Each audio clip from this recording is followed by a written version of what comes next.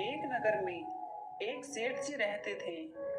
उनके 7 बेटे और 7 बहुएं थी। इन 7 बहुओं में से 6 बहुओं के तो पीहर थे, लेकिन 7वीं बहू के पीहर नहीं था। जब वह गर्भवती हुई तो उसे घेवर खाने की इच्छा हो रही थी।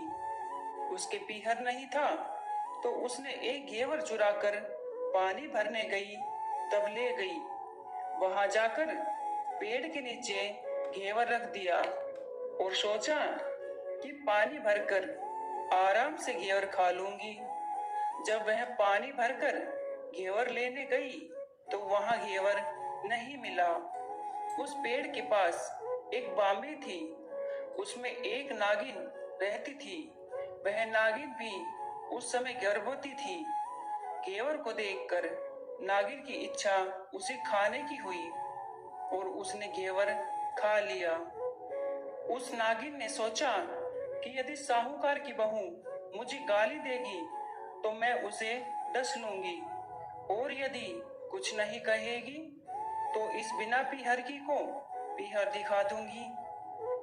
साहूकार की बेटे की बहू ने कहा कि शायद कोई मेरी ही जैसी होगी जिसने यह घेवर खा लिया होगा। ऐसा सुनकर नागिन बहुत खुश हुई और उसने अपने बेटों से कहा कि तुम इंसान का रूप बनाकर जाओ और साहूकार के बेटे की बहू को लेकर आओ। नागिन के बच्चे इंसान का रूप बनाकर साहूकार के घर चले गए। वहां जाकर उन्होंने कहा कि हम हमारी बहन को लेने के लिए आए हैं। तब सास ने कहा कि पहले तो कभी नहीं आए, इतने दिन कहाँ थे? तब उन्होंने कहा कि जब हमारी बहन का जन्म हुआ तब हम नानी के घर थे, और शादी हुई तब हम परदेश कमाने के लिए गए हुए थे। उन लड़कों ने बहुत सारे कपड़े, गहने और मिठाइयाँ बहन के सास और जेठानियों के लिए ले गए थे। सास बहुत प्रसन्न हुई और जेठानियां उसे देखकर जल कूद रही थी। सास ने बहू को उसके साथ में भेज दिया। बांबी के पास जाकर उन्होंने कहा, बहन, हम नाग हैं। उस दिन जब तुमने पेड़ के नीचे घेवर रखा था तब तुम्हारा घेवर हमारी माँ ने ही खाया था। उन्होंने तुम्हें अपनी बेटी माना है, इस नाते से तुम हमारी बहन हुई। बहन, अब तुम हमारी पूंछ को पकड़ लो और डरना मत। उनके कहने पर वह पूंछ पकड़कर बांबी में चली गई। वहां पर उन्होंने उसे बहुत लाड प्यार और सुख से रखा। वहीं पर उसने एक लड़के को जन्म दिया। जब उसका लड़का थोड़ा बड़ा हुआ तब की बात है, पड़ोसन ने साहूकार के बेटे की बहू को सिखा दिया, अगर तू तेरी माँ की इतनी ही लाडली है तो तू तेरी माँ से कहना कि आज तो नागों को दूध मैं ही पिलाऊंगी। पड़ोसन का ताना उसे सहन नहीं हुआ। वह माँ से जिद करके नागों का दूध ठंडा करने लगी। अभी तक दूध ठंडा नहीं हुआ था, उससे पहले ही उसके बेटे ने घंटी बजा दी। घंटी की आवाज सुन छोटे बड़े सारे नाग दूध पीने के लिए दौड़ पड़े। जब उन्होंने दूध में मुंह लगाया तो बहुतों का मुंह जल गया। तब नाग क्रोधित होकर बोलने लगे कि हम हमारी बहन को काटेंगे। उसकी माँ ने उसे समझाते हुए कहा कि इसे मत काटो, यह तुम्हें आशीष देगी। तब साहूकार के बेटे की बहू ने कहा, जियो म्हारा नाग नागिनी, जियो म्हारा खंड्या आंड्या वीर, वीर उठावे देखणी रो चीर, चीर तो फट जावे पण वीर जीता रहवे। थोड़े दिन बीत जाने के बाद पड़ोसन ने फिर से ताना मारा कि यदि तेरी माँ तुझ पर विश्वास करती है तो तुझे 7वें कोटे की चाबी देती। उसने माँ से जिद करके चाबी ले ली और जब ताला खोला तो अंदर झूले में बाबा नाग झूल रहे थे। उसने बाबा नाग से कहा, सत सिया राम राम बाबा। उन्होंने कहा कि तूने सत सिया राम कर लिया, वरना मैं तुझे डस लेता।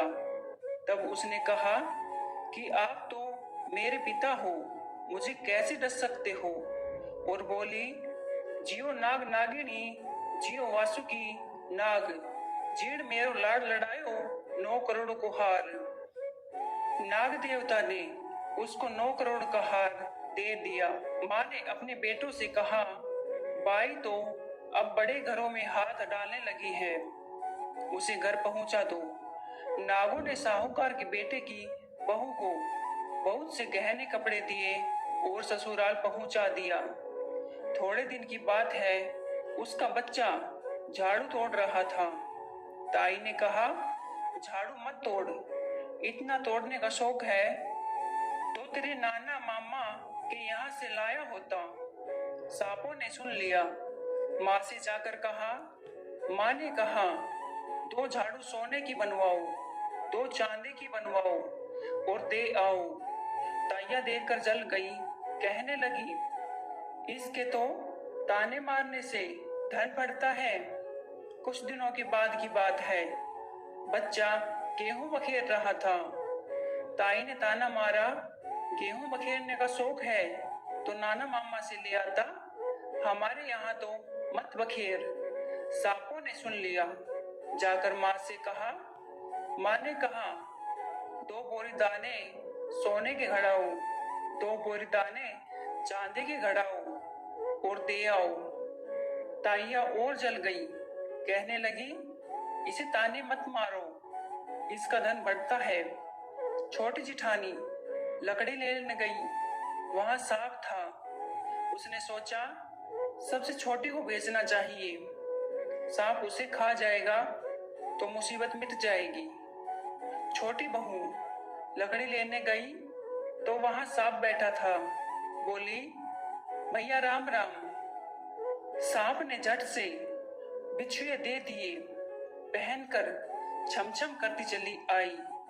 जेठानियां देखकर जल गई। 2-4 दिन बाद पान की गड्डियों में सांप दिखा तो बड़ी जेठानी ने सबसे छोटी को पान लेने भेजा। उसने सोचा आज अवश्य सांप काट लेगा। सांप को देखकर छोटी बोली, भैया के घर क्या हाल चाल है, घर में सब ठीक तो है, सबको मेरा राम राम कहना। सांप ने मुंदड़ी पहना दी। जेठानियां फिर जल कूद गई। उसका पति दुकान से आया, तब सिखा दिया कि तेरी बहू के तो सांप और बिच्छू से दोस्ती है। साहूकार का बेटा अपनी बहू से रात को कहने लगा, सच सच बता, सांप बिच्छू तेरे क्या लगते हैं जो तुझे काट खाने की बजाय गहने देते हैं। बहू ने कहा, वो तो मेरे भाई भतीजे लगते हैं। फिर उसने सारी बात अपने पति को बताई। पति ने कहा, तो क्या तेरे भाई भतीजे तुम्हें ही बुलाते हैं, कभी अपने जमाई को यानी हमें तो बुलाते नहीं है।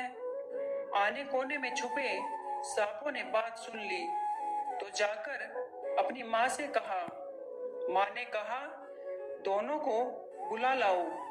वे इंसान का रूप बनाकर दोनों को वह बच्चे को बुला लाई। खूब कपड़े गहने देकर तीनों को विदा किया। ऐसा समर्थ पीहर नाग पंचमी की कहानी कहने वालों को, नाग पंचमी की कहानी सुनने वालों को सबको मिले। जैसी अनपीहरी वो पहले रही थी, किसी को भी न रखे। दोस्तों, वीडियो को लाइक, शेयर और सब्सक्राइब जरूर करना। मिलते हैं अगली वीडियो में। धन्यवाद।